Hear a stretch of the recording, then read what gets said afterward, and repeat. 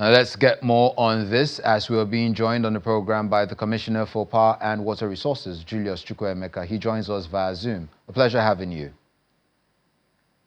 Thank you immensely for having me.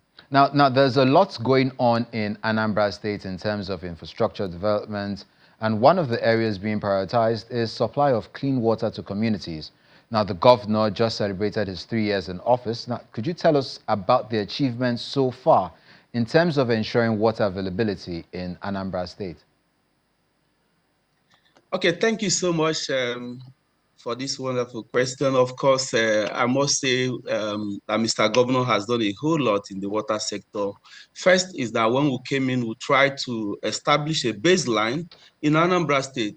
We had an inventory of the water facilities in Anambra to know where we are and how we move. Of course, if I borrow Mr. Governor's word, he will say that if you cannot measure it, you cannot improve it. And from our watch inventory, we were able to observe that over 71% of the water facilities in Anambra as of 2022 were not functional. And the 29 that were functional were largely those being in private homes and those being managed by communities.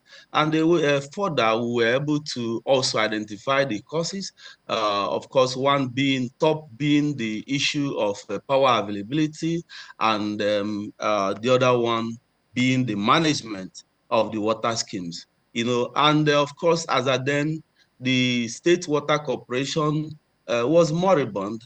The office was more like the den of lions then. So we had to start off this by designing a program that will actually tackle the major challenges. And what did we do? We designed a program that will cover the entire state. Anambra is a multi-city state, like we know. In Anambra, almost everywhere is an urban area. So we had what we call the statewide water revolution approach that will tackle both the urban area, the semi-urban, and the rural areas in Anambra. Because, of course, a system is as strong as its weakest link, like Mr. Governor will always say. So if water cannot run in the rural communities like Okuko and, Uko, which is urban, but more like urban slum, Olumbanasa and Co., then that means water is not running in Anambra. So in this design, part of what we considered is how we can have an energy mix in our water schemes, and how we can run the water scheme, in a more sustainable manner. And in doing this, what we did is that as we speak, over 90% of our water schemes are running on solar energy as the preferred energy option. Okay. Of course, the energy mix we are running in Anambra, we have solar as the preferred option, in compliance with Mr. Governor's agenda for environment. Okay. And of course, the global need for us to protect the biodiversity, to minimize the emission of greenhouse gases. And then we'll have the grid, and grid as an alternative, the preferred alternative. And of course, diesel is the worst case scenario. So the idea is that before these three sources of power will fail, of course, this will be almost absolutely near impossible. And of course, to tackle the issues around the management for the urban areas, we went into the age-long issue that the state was having with the staff of the corporation.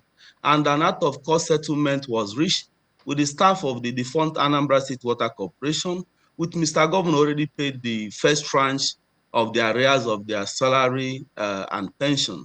And with that, the Water Corporation office has been renovated and an MD appointed, and it is running up and running as we speak. And in line with Mr. Governor's PPCP program, the public-private community partnership, of course, for the rural areas, we designed a program that will not only integrate the rural communities in the management, but will also inculcate them in the construction process, so that while you are constructing the water, the water schemes, they'll be part of it. And upon completion, there will be proper handover to the communities, and we also keep our eyes on the communities to see how we can help them solve any problems that may, occur from time to time, if there is any, in those communities. There's one issue. The theme of this year's World Water Day is glacier preservation. Tell us how the ongoing pipe bore water revolution in Anambra aligns with the global strategy of tackling global warming.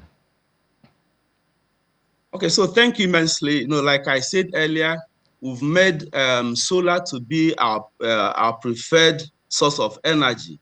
The idea is that, of course, we know that the causes of glacier depletion is global warming.